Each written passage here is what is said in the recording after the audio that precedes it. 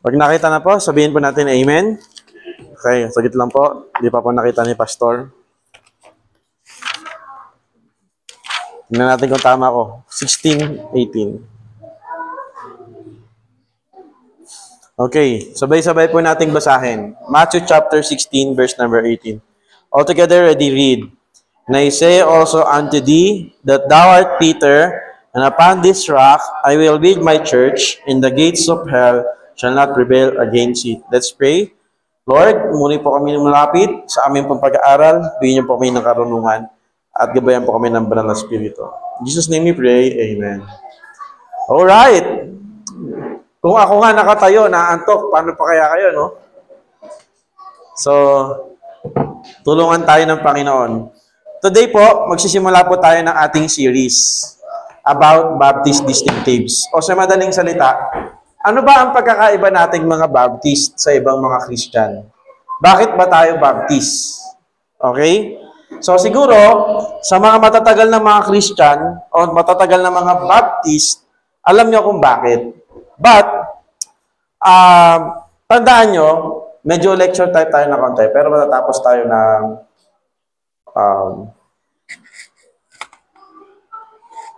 sa Christianity, meron tayong tinatawag na common ground. Pwede kayo magtanong kung meron kayong tanong, clarification. Common denominator or common ground. Susulat ko. Common ground. Sabihin na natin common ground.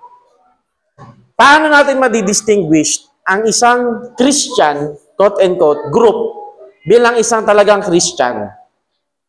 Okay? Kung totoo ba, kung parehas ba tayo ng pananampalataya pagdating sa doktrina? Kasi madaming nagsasabing Christian. Jehovah's Witnesses lang ang yung Jehovah's Witnesses, sila lang yung ayaw nilang tawagin nilang Christian sila. Kasi sila daw ay mga saksi. O, saksi. Hindi sila Christian. Ayaw nila lang Christian. Saksi sila. Mahina talaga yung mic, no? Siguro yung battery talaga. Meron ba isa? Kasi parang ako si Chito, Parang ako nagra-rap, Tingnan natin ito isa. Ayan. Ito. Meron din. Kaso parang nahihinaan ako. Ayan. Okay naman. O, dito lang siguro sa harap. Sige po. Thank you, Brother Ryan. Oo, battery siguro. So, ganito na lang ako magsalita. Punta tayo. Maraming Christian, halimbawa, yung ADD. Pag sinabing ADD, ang dating daan. Si Soriano. Christian din tawag nila sa kanila. Yung pinanggalingan natin, Christian din. Yung Mormons, Christian din tawag nila. Yung kay Manalo, Christian din. Maraming Christian. Ngayon, tanong, ano ba yung totoong Christian? Ngayon, nabibilang tayo bilang Baptist. At hindi lang tayo basta Baptist. Bible Baptist. Medyo magulo Medyo magulo tong usapin na to. Tapos, hindi lang tayo nabibilang bilang Bible Baptist. Pilgrim tayo. Pilgrim Bible Baptist. Pero pag lumabas tayo sa circle ng Baptist, isipin nyo yung Baptist, marami ng ubang ulit-uli. Andiyan na yung Bible Baptist, Bible Bap, Southern SB, Southern Bap, yung CB, Conservative Bap, Fundamental Baptist, tapos Independent Baptist, tapos marami. Pero labas tayo ng konti sa circle natin. Pag-usapan natin yung outside ng circle natin. So, andyan yung mga tinatawag nating evangelical. At ang evangelical, ang daming pangalan nila. Magbigay kayo ng isa. CCF, GCF, Victory, JIL, House of Faith, Harvester. Ano pa mga alam nyo? Nasabi ko na ba yung Victory? Nasabi ko na. Lahat ng F na yan. Merong CCC. Ang dami. So, ano ang pinagkakaparehas natin sa kanila? Meron tayong tinatawag na common ground. Ang common ground natin ay yung 5 solas. Ano yung 5 solas? Yung pagdating sa salvation, ito yung ating common ground sa kanila. Kaya hindi natin sinasabing kulto sila. Kasi parehas tayo ng pananampalataya pagdating kung paano ang tao maliligtas. Pag ang tao, ang isang group, naniniwala na ang kaligtasan ay hindi kay Kristo, kunyari, magpabaptize. Sa nakagawian nating reliyon, para maligtas ka? 7 sacraments. Magpakabait, hindi mo sure kung saan ka mapupunta. Okay? Nakakasunod pa po. Yung iba naman, kailangan magkakakain ng baboy. Yung isa naman, kailangan maging matalino ka para mapunta ka sa langit. Hindi. Mga cult yun. Kapag ang salvation mo ay works, hindi natin yan kaparehas. Kumbaga, hindi natin sila makikita sa langit. Hindi natin sila kapatid sa Panginoon. Yung mga evangelical, kapatid natin sila sa Panginoon. Bakit? Ang pananampalataya nila ng kaligtasan, parehas lang. By Christ alone. Ano yung 5 solas ulit ng Reformation? Susulat ko ha. 1, 2, 3, 4, 5. So, grace alone, Christ alone. Pasensya na, pangit ako magsalita. Magsulat. Faith, tapos grace, Christ, faith alone, glory to God, parang ganon. Tapos, scripture. Yan ang pinagkakasunduan natin sa mga to. Sa mga evangelical. Ang salvation nila ay by grace, through faith, in Christ, to the glory of God, and scripture alone, Bible alone. Nakakasunod po. Nakakasunod tayo. Yun yung common ground natin. Pero, may pagkakaiba tayo sa kanila. Tayo yung group ng Christian bilang Baptist. Naniniwala tayo na ang tinayo ni Jesus Christ na church ay tayo yung descendants ng true church. Descendants. Pag sinabi nating descendants, offspring. Ano pa yung sa Tagalog yon? Anak. Kumbaga, pinaka-apu-apuhan, pinaka-linya. Kumbaga, may lineage tayo, ang head natin si Jesus Christ. Okay? Mahabang usapin yan, pero yun ang paniniwala natin. So, kanina binasa natin Matthew chapter 16, verse number 18. Taas lang kayo na kamay pag nainaantok na kayo ha. Ang sabi doon, sinabi ko sa iyo, Pedro, itatayo ko ang aking simbahan. At ang tarangkahan ng impyerno ay hindi makakapanay dito. Ibig sabihin, nung tinayo ni Jesus Christ yung church, hindi ito nawala. Every time, every generation, anumang panahon ang dadanas, palaging nandun yung mga totoong church, totoong Christians. Halimbawa, sa mga estudyante natin, sa high school, pinag-uusapan yung Dark Ages. Kailan nagsimula yung Dark Ages? 14th century hanggang 16th century. Dark Ages yan. Ibig sabihin, yung mga tao, wala silang ginagawang, ng mga religious leaders, ginagawa nilang mangmang yung mga tao. Okay? At marami pang iba. Halimbawa na lamang, yung mga praile, priest, yung Bible na malaki, kinakadena nila sa pulpito. Tapos, bawal i-translate sa English. Kasi, nung time ni Jesus Christ, ang lingua franca, pag sinabi natin lingua franca, ngayon, anong lingua franca? Franco. Ano ang common language natin ngayon sa buong mundo? English, very good. Check. Okay, may 1 point na kayo ha. Bigyan ko kayo mamayang nips. Tig-isa. Nung time ni Jesus Christ, ang lingua franca ay Greek. Di ba? Greek. Tapos, ang sumunod, ano sunod? Sino makakahula? Sisimula sa letter L. Very good. Latin. Okay? Tsaka na lang yung Old English o yung English noong 16th century ay hindi katulad ng English natin ngayon. Ang tawag doon ay Elizabethan language o yung language ng mga kings ng Old English that time. Kaya minsan, pag nagbasa kayo ng mga old books na English, iba-iba yung mga spelling pero nababasa nyo pa rin. Halimbawa, paano nyo i-spell yung Savior? Minsan, na-spell ko yung Savior ng ganito. Anong tama? Savior? Na ganyan? May U o wala? Anong tama? Parehas. Kasi ito, Old English, Old Spelling. Pero parehas tama yan. Tapos, tsaka yung English. Dark Ages, kasi yung mga Bible, bawal mapasa sa kamay ng mga tao. Tapos, kinakadena sa pulpito at bawal i-translate sa English. Okay? Kahit nung time na ang Biblia ay pinagbabawal sa mga tao, meron pa ring mga church. May mga totoong Kristiyano pa rin. Kumbaga, hindi nawala. So, next time pag-aaralan natin yung Trail of Blood, mahirap kasi doon tignan eh. Kasi ay nakita mo sa lamin lang, tsaka mga liwanag. Bibigyan ko kayo ng kopya ng Trail of Blood. Ang sabi ng Bible, hindi mawawala ang church. Ngayon, ano ang stand ng church natin kung kailan tinayo ang church?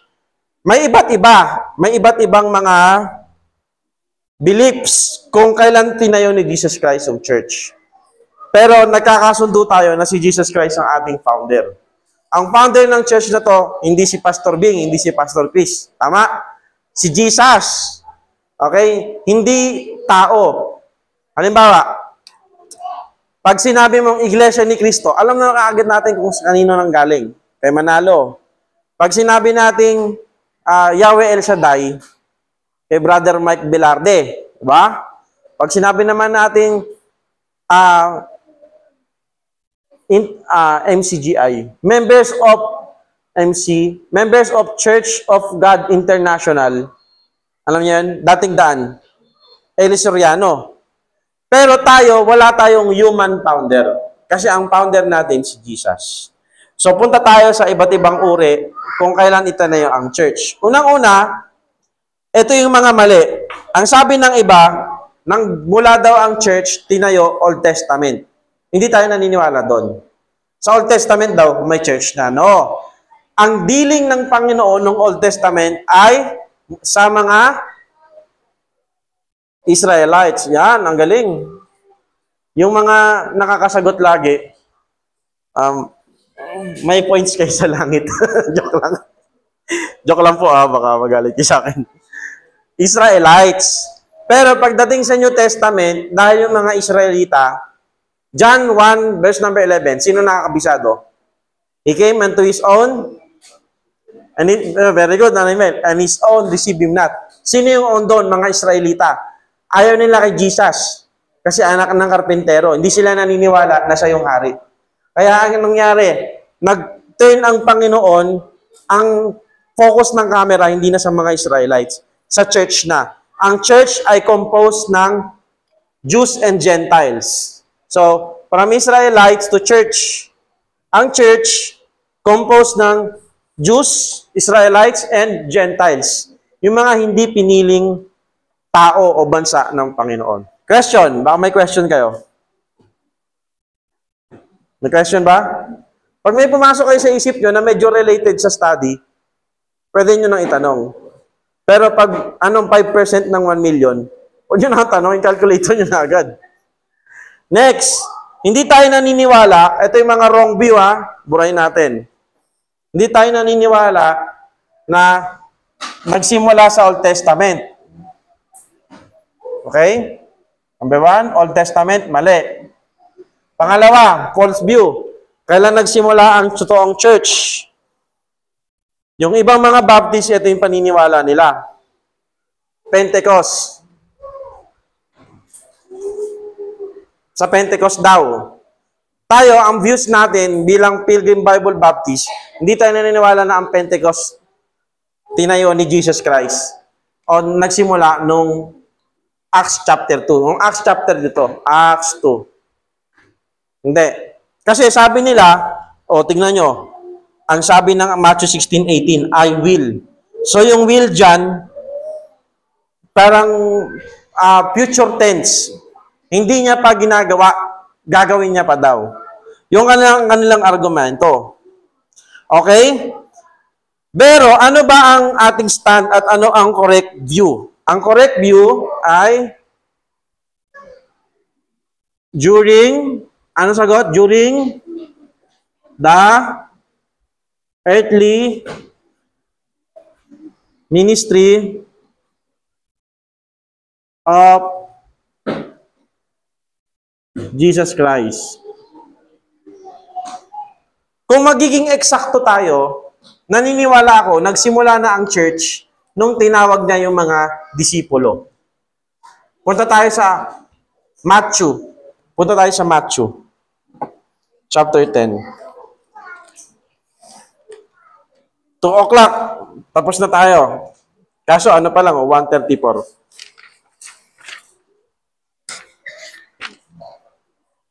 Okay.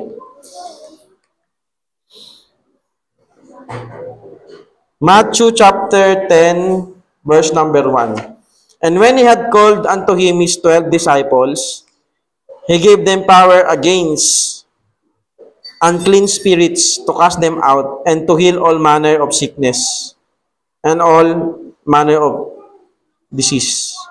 Verse 12. And the name of the 12 apostles are these. So anong mapapansin natin? Yung 12 disciples, ano nangyari sa verse number 2? Sinong makakapansin? Ano nangyari? From, anong pagkakaiba ng verse 1 tsaka verse number 2 sa 12? Sino makasagot? Si Teacher Brian. Pinangalanan? Ano po yung, tama, pinangalanan. Pero may nangyari dun sa 12. From 12 disciples, naging,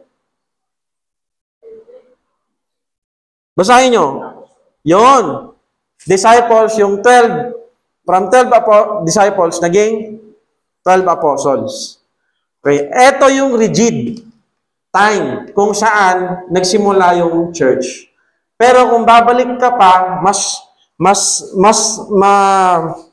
mas early pa, sa Mark chapter 3 naman yun, kung di ako nagkakamali, kung saan tinawag ni Jesus Christ yung mga disipulo at ginawa niyang apostol. Pero, ano naman yan eh, sunod-sunod na pangyayari. Okay. Verse number 13. Mark chapter 3, verse number 13. And he goeth up into a mountain, and calleth unto him whom he would, and they came unto him, and he ordained 12. Yan. Yung 12, inordain niya from disciples to apostles. Nakakasunod po tayo? Diyan, nung tinawag niya yung mga disipulo, doon nagsimula yung church. Pero, sinasabi na lang natin, during the earthly ministry of Jesus Christ.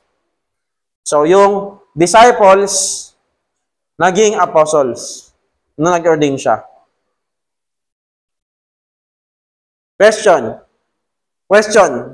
Ito, may tanong ko sa inyo. Ano sa tingin nyo? Nung tinawag ba ni Jesus Christ yung 12, kakakilala lang nila kay Jesus Christ o hindi? Ano sa tingin nyo? Hindi nyo makikita, mababasa ng yung tipong naglalakad lang si Jesus Christ, tapos natripan niya yung si John. Oy, sunod kayo sa akin. Tapos naglalakad ulit si Jesus. Sunod kayo sa akin. Ano ba yan? Parang first encounter ba nila yung kay Jesus Christ o hindi? Ano sa tingin nyo? May idea kayo? Ano, Brother Ryan? Medyo Bible school type tayo ng konti para maiba naman. Nantok na ba kayo? Hindi pa naman. Ang tanong, kung kakakilala lang, yun ba yung first encounter nila kay Jesus o hindi? Very good. Hindi. Meron ng 1 year to 2 years, mga ganon. Basta hindi, ganon yung pagitan. Kilala nila si Jesus Christ bilang naghihimala. Bilang believer na sila ni Jesus Christ bago sila tawagin bilang disipulo at na-ordain bilang apostol. So, wag nating isipin na pag nagbabasa tayo ng Bible, nabasa natin, naglalakad si Jesus, nakita niya yung dalawang magkapatid, tinawag, tapos parang iniwan agad yung tatay. Hindi yun yung kakakilala lang kay Jesus, tinawag lang, tapos iniwan na yung tatay tsaka yung trabaho. Hindi ganon. Kilala lang nila si Jesus Christ. Okay? Question? May question po tayo? Huwag kayong mahiya magtanong. Okay lang magtanong. Walang bayad. Next. Bakit tayo naniniwala na ito, kasi yung ibang mga Baptist, ito ang paniniwala. Yung iba naman, ito. Okay?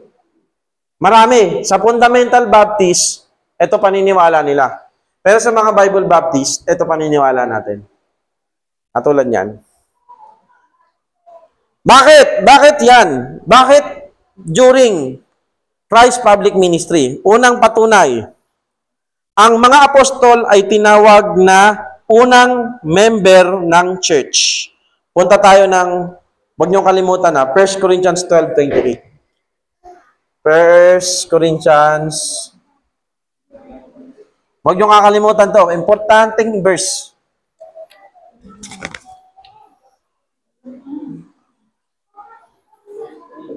(12:28).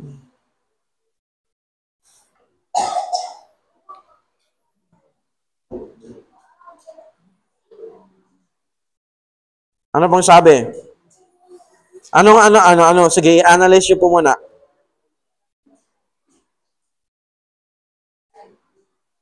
Ay, wala palang internet. Nung tumawag daw si Kristo, eto. Pwede mo? Hello. 1 Corinthians 12.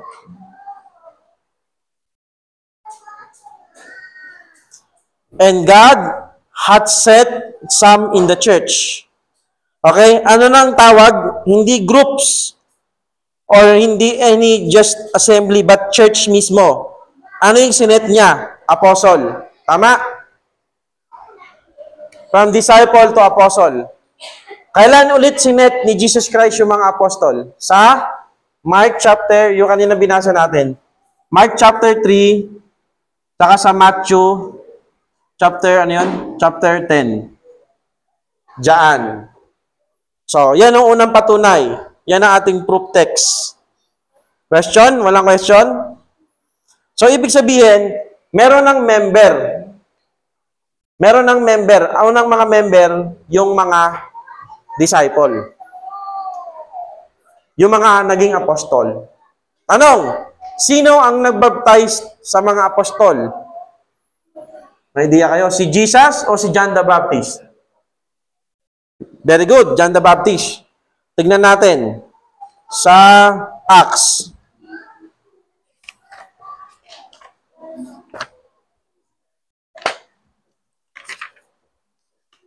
Maganda sa sa last Sunday may pa-quiz. Tapos yung naka-perfect may 1,000. Tapos provided ni... Maganda yun, Kung sino yung pinaka-highest, merong may drinks na masarap. Verse number 1.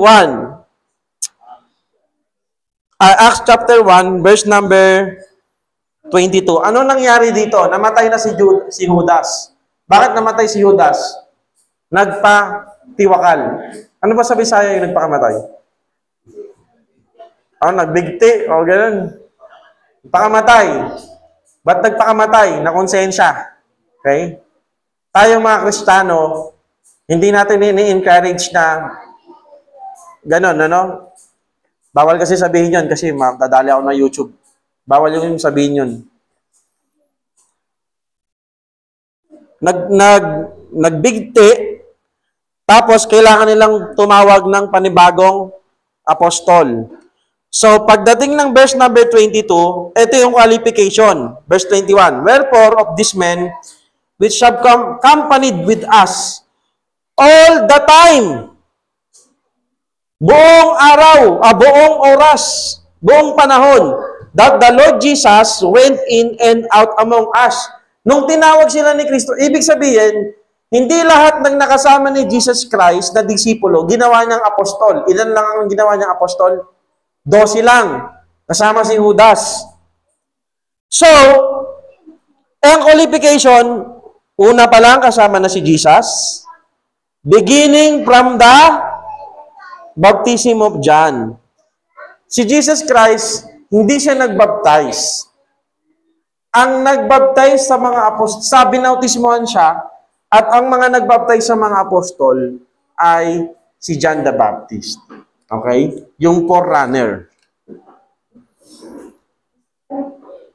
So next, pangalawang patunay na ito ba ang church ay itinayo. Ngayon, you may ask, ano ba yan, pastor? Ba't ba natin pinag-aaralan yan? Wala naman tayo sa Bible school. Yun ang point. Wala nga tayo sa Bible school, kaya dapat nating pag-aralan. Okay? Kasi, maraming mga Christian, pag na-open sa pastor, ayaw na sa Baptist. Kung saan-saan na lang. Mabuti na mapunta pa sa ibang Baptist. Huwag lang kayo sa iba. No? Kasi, dapat tayo maging rooted sa Baptist faith. Kaya nga may Baptist Day eh. Okay? Nagkakaintindihan po tayo mga kapatid? Amen? Diyan pa tayo? So, someday, ma-open kayo sa akin, huwag kayo lumipat. Bawian nyo lang ako. I-offend nyo naman ako. Joke lang. Ganun talaga. Pag nag-preach ang pastor, hindi ibig sabihin nun, pinapatamaan ka. Holy Spirit yon yung kumakausap sa'yo. Okay? Pero pag pinakalanan ko, yan, si Brother Marvin, hindi namimigay ng tuyo. Ayun talaga. Name drop, ibang usapan na yun. Hindi nalilibre ng shake. Madamot. Ayun ang mali. Okay? Pero kung on general, huwag tayo magtatampo mga kapatid. Magpasalamat tayo kay Lord. The first member or lady received the Holy Spirit before the Pentecost. So itong Pentecost, ang tawag natin dyan ay empowerment. Powerment. Kumbaga, nag-i-exist na yung church. Acts chapter 2, nung bumaba yung Holy Spirit, mas pinalakas pa. Pero, bago mag-Acts chapter 2, sa John chapter 20, hindi pa dumadating yung Acts chapter 2, na-receive na nila yung Spirit. Nung hiningahan nila ni Jesus sila. Tingnan natin ha. Okay yun, bigla kang hiningahan ni Jesus. Chapter 20, verse 20. Verse 20, and when he had so said, chapter 20, verse 20, he showed unto them his hands and his face and his side. Then were the disciples glad when they saw the Lord. Then said Jesus unto them, peace be unto you, as my Father hath sent me. Even so I send you. And when he had said this, anong ginawa ni Jesus Christ? Ano bang basa dito? Breathe or breath? Breathe. He breathed. Tama ba? Breathe or breath? He breathed.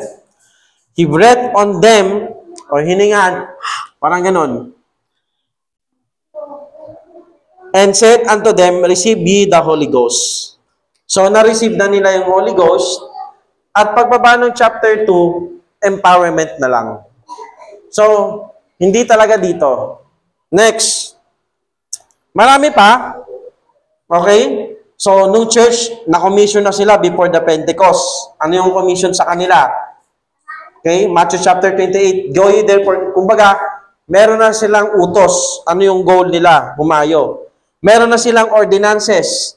Meron na silang Lord's Supper. Okay? Meron ng baptism. Meron na ding pagbibigayan at meron ng mga pastor prior the day of Pentecost.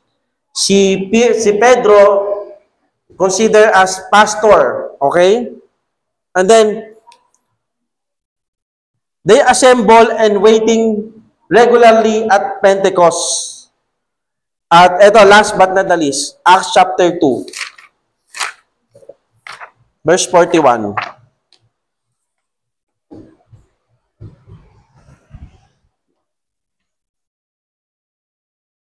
Acts chapter 2, verse number 41. Yung word na added. So, idinagdag na lang. Ibig sabihin, meron na. Chapter 2, verse 41. And they that gladly receive his word were baptized. And the same day, there were added unto them about 3,000 souls. So, meron ng church, dinagdag na lang. Hindi nagsimula doon. Meron ng church, nung may na-save, binautismuhan, and then, dinagdag sa kanila. Okay? So, pupunta naman tayo sa Right? Doon, nakasulat din naman to sa Trail of Blood. Purahin na natin to. Yung right founder, ang church, sino yung founder? Dapat tama yung founder. Right place and right time. So, right founder, si Jesus. Right place, sa Palestine o sa Jerusalem. And then time, during earthly ministry. Okay? Introduction lang to ng Baptist distinctives. Kung kailan nagsimula ang church. And, so, let's define. So, natitira nating oras. Baka may question bago tayo mag-proceed. Oh, Kuya Brian, baka may question ka? Ano naman? Pwede ba magkape, Pastor? Pwede. Nagkakape ka na ata eh. So, ang Baptist, B. Ano ba ang Baptist? I-define ko to bilang Baptist as person,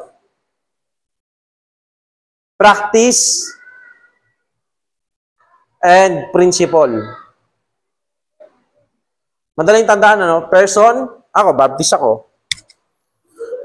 Yung iba kasi, Baptist ka. Ang Baptist, by the word itself, nagbabaptize. Nagbabaptize ka ba? Ganun sasabihin ng iba eh. Hindi po. Yan, Pastor Marvin, nagbaptize ka na ba? Hindi pa po. Ba't ka tinawag na Baptist? Tayo ay Baptist by affiliation. Okay? Ang nagbabaptize, yung mayroong authority. Pwede bang magbaptize ang hindi pastor? Yes, kung bibigyan siya ng authority. Halimbawa, may sakit si Pastor, Jomar. Tapos sasabihin ko, church, meron tayong baptism. Pero since may sakit ako, hindi ako pwedeng lumublob sa tubig, bibigyan natin ng authority si Brother Ryan, magbaptize kay Brother Gantos. So, yun, mabaptize niya. Then sasabihin ng church, are you agree? Then sasabihin nyo, amen. So meron authority ka na. Ganun lang kabilis. Tapos baptize. Okay? So, we are Baptist person by affiliation. Kasi, Baptist yung nagbaptize sa'yo. Nagets natin? Kaya tayo, kapag may magta-transfer sa atin ng membership, kapag hindi galing sa Baptist, kailangan natin i-baptize. Kasi, ang tawag doon, Baptist baptism dapat. Kasi naniniwala tayo sa right authority, proper authority. So next, practice. Person, practice. Ano yung practice natin? Yun yung pag-uusapan natin hanggang 4th Sunday. Yung Baptist distinctives. Tapos principle. Hindi tayo dapat watered down Christian. We are Christian by conversion, Baptist by conviction. Alam niyo yung mga kantang yun? Christian by conversion. Ibig sabihin, ito mga to, mga Christian din yan. Ano man tawag nila sa church nila. Pero, iba tayo sa kanila. Ang conviction natin, Baptist. Ano yun? Ano ba yung conviction? Ano yung prinsipyo? Yun yung pag-aaralan natin sa susunod pang mga Sunday. Kaya huwag kayong absent. Amen? Para marami tayong matutunan. Para hindi puro Christian living lang natututunan natin. Kasi hindi na kaya ng time ni pastor na pupunta sa bahay natin isa-isa at ituturo ko isa-isa yung bakit tayo Baptist. So, ito yung pag-aaral natin ha. BA. Kung may tanong kayo, okay, Baptist. Una, yung iba, dinidefine lang ito as Bible authority. Pero gusto ko yung mas mahaba. Bible is the soul. Pag sinabi mong soul, alone. Sola, Sola Scriptura. Bible is the soul.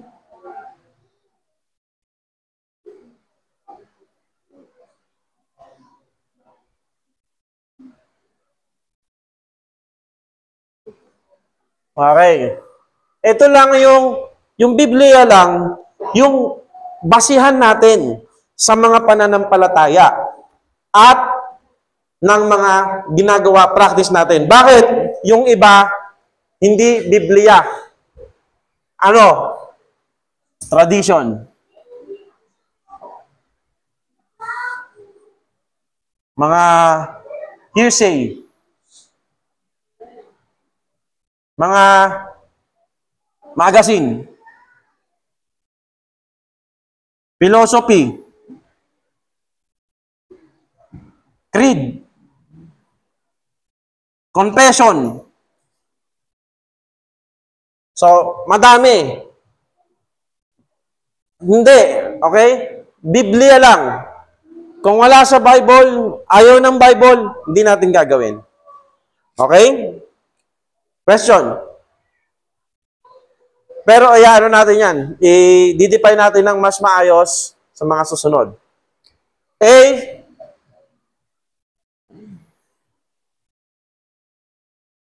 of the local church.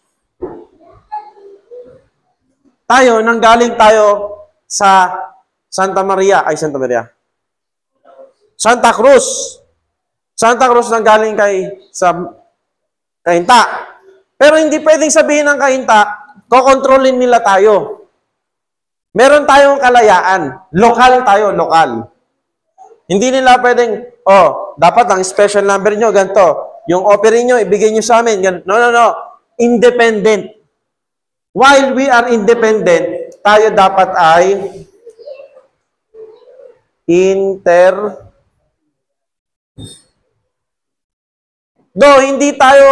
hindi nila tayo kokontrolin. Tama ba? Hindi nila tayo kokontrolin, pero dapat interdependent. For fellowship, magpalakasan sa bawat isa. Okay? I-explain din natin yan next time. Next, P. Very good. Priesthood. Ano muna tayo, Ano muna tayo, scratch lang, pero i-discuss natin yan. Isa-isa. Pag sinabi nating priesthood, ang priest noon, ito yung templo, mag-aalay ka dito sa priest. Hindi ka pwede makalapit sa Diyos. Pero, nung namatay si Kristo, ano nangyari? Yung tabing ng templo, nahati. Nahati, okay? Ibig sabihin, pwede na tayong makapanik sa Diyos. Yung priest, yung trabaho niya, bilang tagapamagitan, wala na. Lahat ng mananampalataya, tagapamagitan sa mga hindi pa mananampalataya. Next.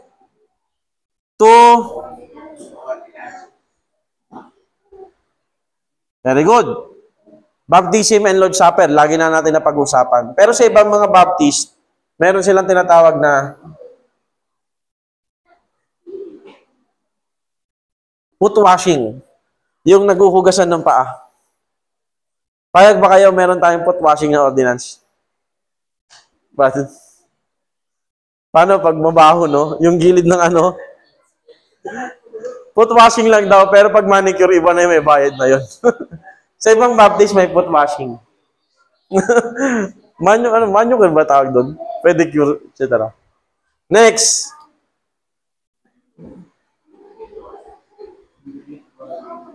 Ang galing So, liberty. Malaya kayo. Halimbawa, meron akong conviction. Conviction ko, ganito, ganyan. Conviction ng Bible. Meron kang free will. Okay? Hindi kita pwedeng sakalin at sabihin sa'yo, ito yung gawin mong desisyon. No. Halimbawa, sa pagbibigay natin sa church, ito, offering. Kalayaan mo. Okay? Kalayaan mong walang bihira kayo makarinig ng ganito mula sa pastor. Kalayaan mong magbigay tsaka hindi. Parang nagugulat kayo, no? Kasi palagi natin narinig sa pastor. Pero kalayaan mo. Ikaw yan Pero pag hindi ka nagbigay, yun lang. Meron ding consequences. Pero ang gusto ng Panginoon, maging cheerful giver tayo. Pero kalayaan mo pa din. Kasi sa ibang mga Baptist church, sa ibang mga church, kakatukin, sis, hindi ka na nagbibigay. Hindi natin yan gagawin dito. Yung merong record, tapos, sis, di ka na nagbibigay ah. Ano, lamig ka na ba? Sa ano kasi, sa Iglesia ni Cristo, ang tawag nila sa mga hindi na nagsisimba, lamig. Sa atin, backslider, di ba? Nakakatawa lang kasi talagang Tagalog na Tagalog eh. Oh, ano, sabi ko, nag-share ako, Nay, sa, anong tawag yun sa mga nagbebenta-benta ng mga, sa mga stall-stall, na siomay. Nag-share ako, sabi ko, pwede ba kitang ano, sharean, ganyan-ganyan. Ano po ako eh, ganito po ako, INC. Kaso ano na ako, lamig. Nagulat ako. Anong lamig? Ibig sabihin po, hindi na nagsisimba. Sa atin, backslider, mas social ano? Backslider, proud pa eh, kasi English eh. Backslider, parang Michael Jackson lang eh. Nagbabak, nag-slide pa back. So, ang kulit ano, lamig yung tawag nila. Hindi, may kalayaan ka. Ayaw mo kumain ng dugo? O sige, ayaw mo. Si pastor kumakain ng dinuguan? Kalayaan ko yun, individual soul liberty. Pag-usapan natin yan, medyo mahabang usapin din yan. Okay? Ako, ayoko ng gantong practices, pero kayo ginagawa nyo, kalayaan nyo yun. Next. Ito, medyo magulo to, no? Separation of church and state. Sabi ko sa teacher ko, Sir, pag meron kasing foreigner, ang lagi kong tinatanong, ano yung culture shock mo sa Pilipinas?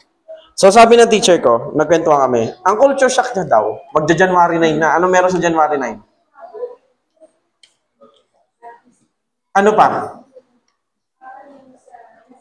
Very good, very good. Nazareno, nagkasabay, Sister Gay. Nazareno, tsaka Baptist Day. Ayos, no? So, sabi niya, sa Amerika, pag sinabi mong separation of church and state, yung pananampalataya mo, hindi common sa kanila katulad sa Pilipinas na binobroadcast natin sa iba. So, nashock daw siya nung nakita niya yung Nazareno. Talagang sa atin, parang kailangan mag-holiday sa Maynila.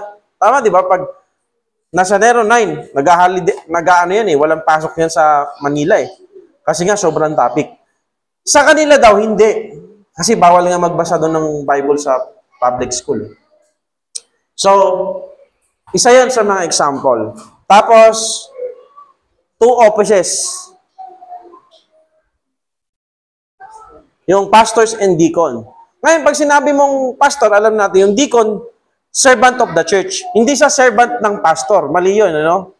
Hindi siya yung nasusunod sa church, no? Yung ibang mga Baptist ganon. Halimbawa, pag malaki na yung church natin, nasa 100 na, kailangan na natin mag-ordain ng mga deacons.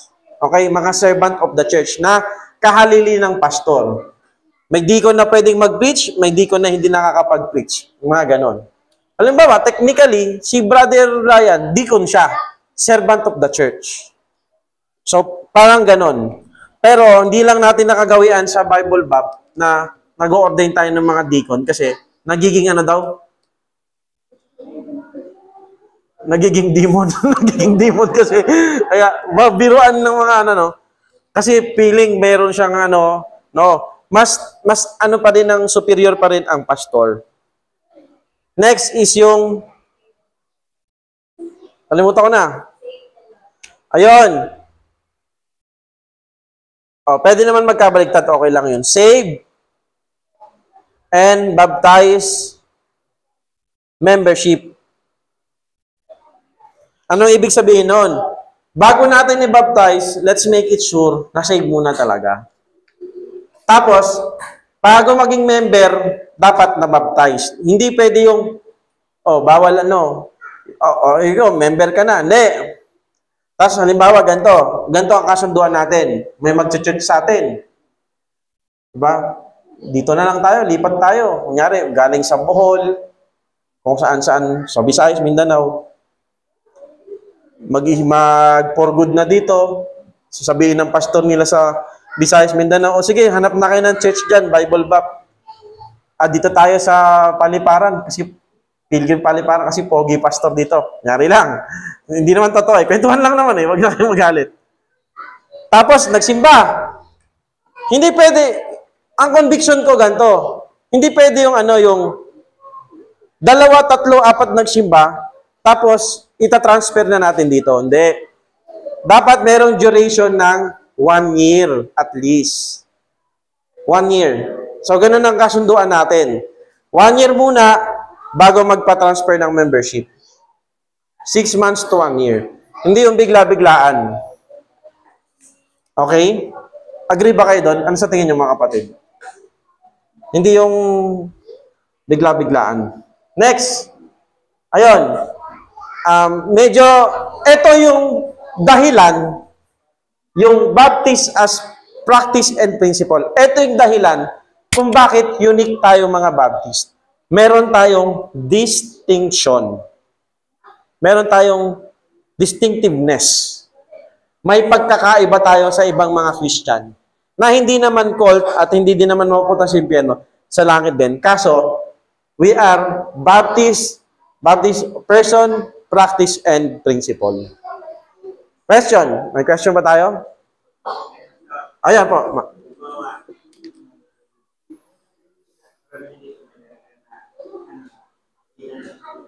Opo.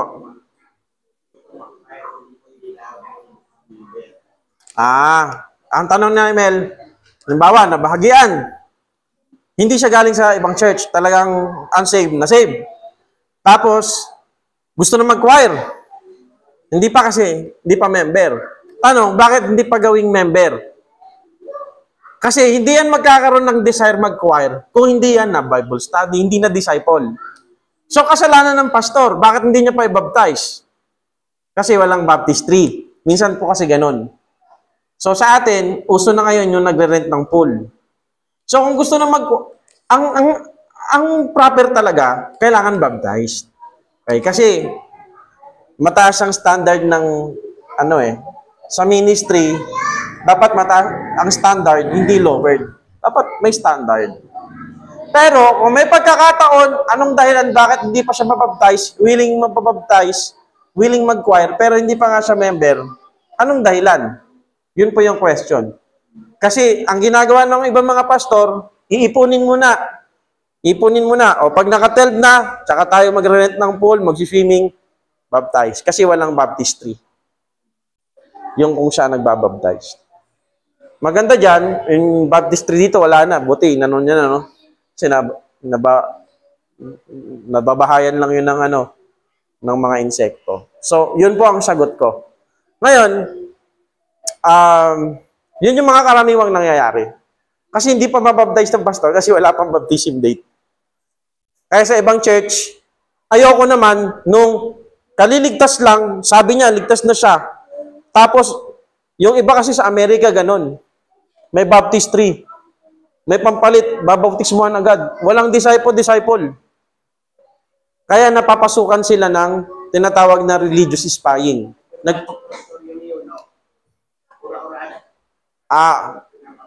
Tama, maganda po yan. Una, meron na siyang knowledge about Old Testament. Nakita niya na yung fulfillment si Jesus Christ talaga. Tayo, ina-avoid, kumbaga, na maganda tanong ni nanay, bakit yung Ethiopian eunuch sa chapter 9, nagpabaptize agad? Marami na siyang alam sa Old Testament. Inaantay niya pa rin yung Messiah. Nung pinaliwanag sa kanya ni Philip na si Jesus Christ ang Messiah, and then naunawaan niya, okay, and then nabautismohan na. Pero ngayon, may tinatawag tayong religious spying. Nagpapanggap kunyari. Nangyari yan sa ibang church sa Amerika, sikat. Napasukan sila ng INC. Mga nagpanggap, kunyari na save, nagpabaptize. Tumagatagal ng konti, yung mga bagong mga Christians, yun ang hinatak nila.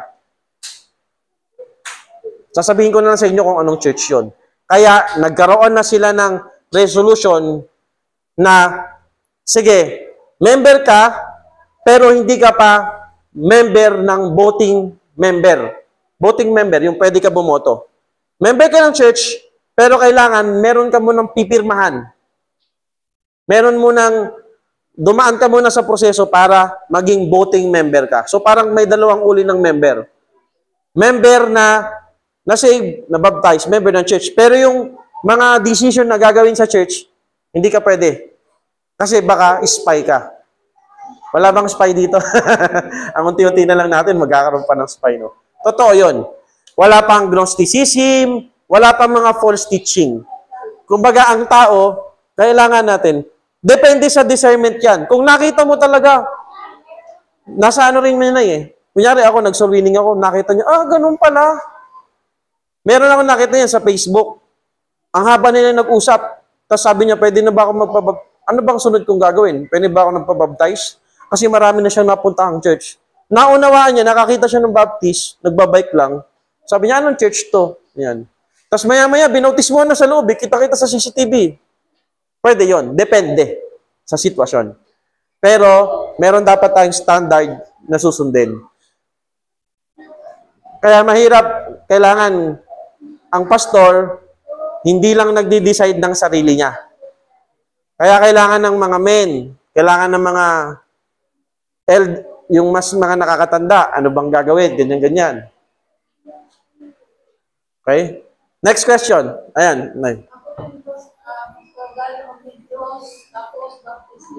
Opo. Oo, hindi ka na po binautisman ni Pastor Bing, no? Hindi na, okay yun. Opo. Goods po yun. Next question.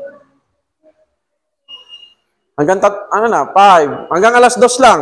Pag lumagpas ng alas 2, yung tanong, may bayad na. Hindi, pupunta pa kasi ako, 2:10 na pala. Pupunta ako sa mga foreclosed na bahay. Dito sa Molino. Mag-ikot-ikot ako. So, wala na po tanong? Ha? Meron akong sa Caloocan na pinanapapos. Ano sila, sir? International. Okay, international. So, ang stand nila, sir, parang bigla lang daw doon ako, kasi tayo naman. Mali. Very wrong. Hindi ko sinasabi na lahat ng baptist okay. Very wrong. Ang tawag doon, Lord sent. Lord sent. Tinawag ako ni Lord. Tapos, sinend ako ni Lord dito. Sa ating mga baptist, lalo sa Bible, kaya nga, yun ang kabihabahan ng Bible Bap. Very wrong yun. Dapat, pag nagpastor ka, meron 3 agreement. Una-una, very good yan. Kailangan, meron kang calling. Tinawag ka ni Lord. Alam mo sa sarili mo, tinawag ka ni Lord. May mga tinawag ni Lord, hindi sila willing. Able sila pero hindi sila willing. Meron namang able pero hindi willing. Meron namang willing and able. Goods yun. Pangalawa, desire. Diba, Lord's calling? Pinag-aralan natin yan, Ephesians chapter 4. Okay, and He gave some apostles and prophets and evangelists and pastors. Desire, 1 Timothy chapter 3. If a man desire the office of a bishop. Walang pastor na magsasabi, hanggang ngayon, ayoko talaga magpastor. Yung una, ayaw mo magpastor. Pero nalamdaman mo yung calling ng Lord. Okay, gusto ko na magpastor. I-desire mo. And then, merong qualification standard. Pangatlo, approve. Approve ng church. Halimbawa, si Brother Marvin, for example lang, sabi niya, ako, gusto ko magpastor. Pero yung buhay niya, alam natin, nako, manchichicks lang to. For example lang, merong member dito na, Pastor, gusto ko magpastor. Pero alam natin yung testimony niya, sira.